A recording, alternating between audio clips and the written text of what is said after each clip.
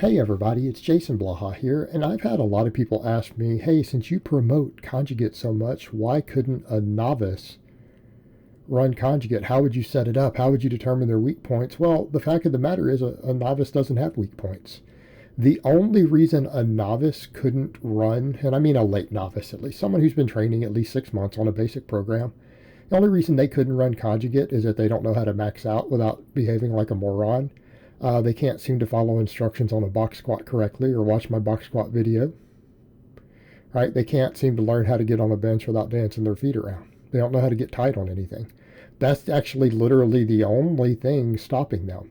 So if a late novice, and when I mean a late novice, let's say you could squat 225 with good form for a rep or two. You could bench, I don't know, 155 or 3 reps with good form without your feet dancing around. And you could sumo deadlift 300 pounds without it turning into a stiff leg deadlift. That's what I mean. Yeah, you could totally run Conjugate. What would I write for them? Well, it would be really straightforward. Even in just a normal gym with minimal equipment, you would max on a bench press every week, right? Max effort day. You could run just 4 versions of the bench press. You're a late novice. You don't need a lot of variation. You know what? A person could do bench press week 1 to a max. They could do closed grip bench the next week to a max. They could do a floor press next week to a max, and then week 4, a closed grip floor press to a max. Or an incline bench if they had an incline. They could do that instead, right? You got 4 bench presses. They could repeat that cycle every month and PR every single time. Right? They could PR every single time. And they would have a new bench press max every month to use for their calculations. What about for lower day? Well, we only need 4 lower body exercises. Okay. How about box squat week 1? That way every 4 weeks we have a new box squat to calculate our max. The next week they could max on a sumo deadlift. Then they could max on a back squat for week 3. And then max on a conventional deadlift for week 4. Okay, we now have a 4-week max effort system. That's it. We have 8 exercises that we can now max out on that are basic movements without any specialty bars, without bands, without chains. You don't need anything special for that. If you don't have access to a bench and a rack and a box and a barbell, well, obviously then you've got problems. But you got bigger problems than trying to figure out Conjugate. You know, then people say, okay, well, what about speed work?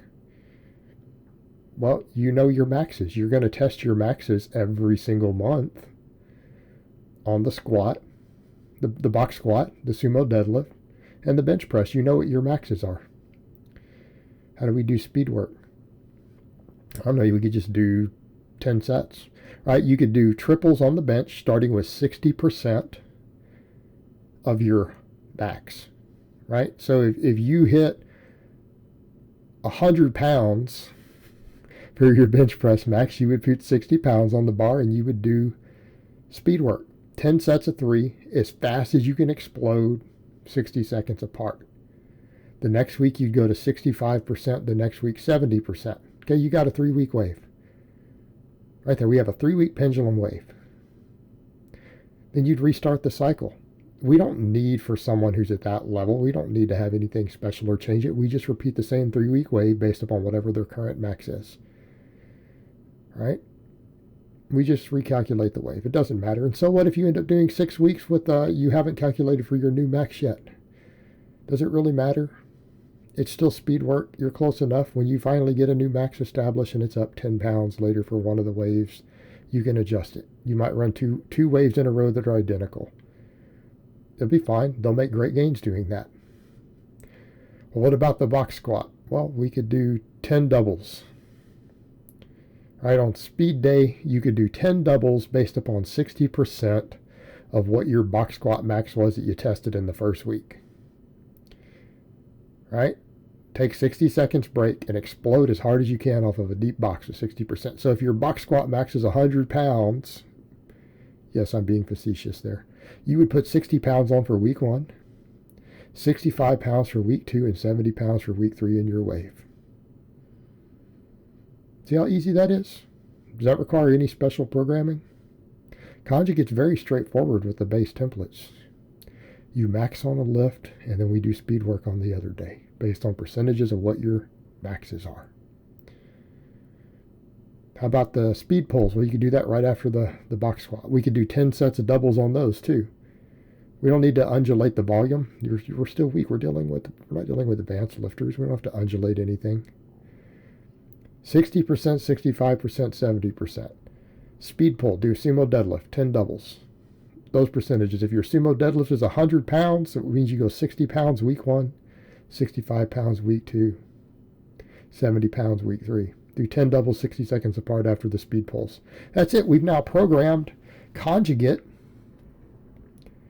for a late novice on the max work and the speed work using only 8 exercises, right? And only 3 of them are used for the speed work. And that's exercises that basic gym with just a rack and a bench and plates and a barbell would have access to. We've done all the programming. That's it. The programming is based on what your maxes are. Because we're testing maxes all the time, we know what our maxes are. That's how we work all of our percentages. Since we're always maxing, we always know what our maxes are. What about supplemental work? Well, how much supplemental work do you think a novice needs? Here's what I'd put all the focus into. I promise you, as a novice lifter, they probably have some weak triceps. Okay? Put all your efforts into close grip benching. A lot of close grip benching.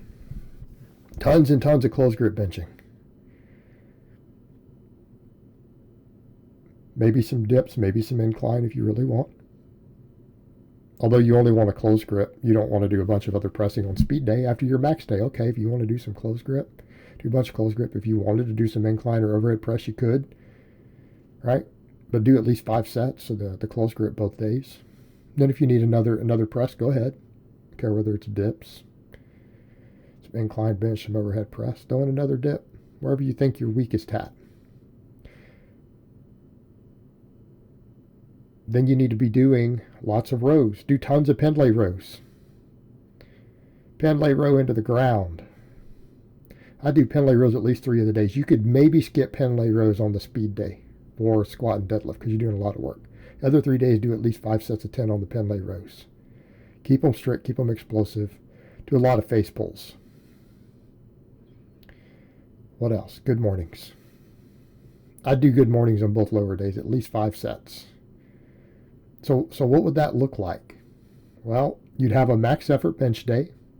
Afterwards, like at least 5 sets of 10 on close grip bench, taking them basically to failure. Challenging 10 rep sets. People say, how do you progress? You don't know what heavy is? You can't tell when you grab a weight that's really hard on rep 10. There's your programming. Challenging sets. You should be getting close to failure or be failing by rep 10 on the 5th set of 10 on your close grip. If you can do more than 10 on the 5th set, add weight. Maybe throw in another press of some type on that day. A JM press if you need even more triceps. That'd be a good idea. If you need more upper chest or shoulder, do incline or overhead press. If you need more pec, throw in some dips. Right? See how easy that was? Then do 5 sets of pendlay rows and some face pulls. That's it. That's your max effort day. Then you have the squat and deadlift day. Do a 1 rep max on your squat or your deadlift. We had 4 different ones prescribed. You rotate through them. Easy enough. Afterwards, do at least 5 sets of 10 on good mornings. Right? Do 5 sets of 10 on good mornings. And then at least 5 sets of pendlay rows. If you have any energy left, maybe do some face pulls. Do some hamstring curls or something. Dynamic bench day. Do at least 5 sets of close grip bench press. Do 5 sets of pendlay rows and some face pulls. The way I prescribed just a little bit ago for determining how much weight to use. It should be challenging sets of 10. If you can do more than 10 on the 5th set, you need to add weight. If you can only do 4 reps on the 5th set of 10, then you need to take weight off. Speed day. Do the speed boxes, the speed pulls in the waves I just laid out. Do at least 5 sets of 10 on good mornings. Maybe some face pulls, maybe some hamstring work of some type. Something else for hamstrings if you need it. That's it. That's all you need to do. People say, well, would I make gains doing that? Yeah, if you truly lifted the maxes heavy and you were really explosive and tight on the speed work and you actually do the challenging 10s I just broke down, you would probably get pretty jacked and pretty strong. That's all you would need. I just gave you guys a late novice conjugate template. That's it. All right, guys, well, that's really all I have to say on that today. I hope it's been informative, and I will talk to you guys next time.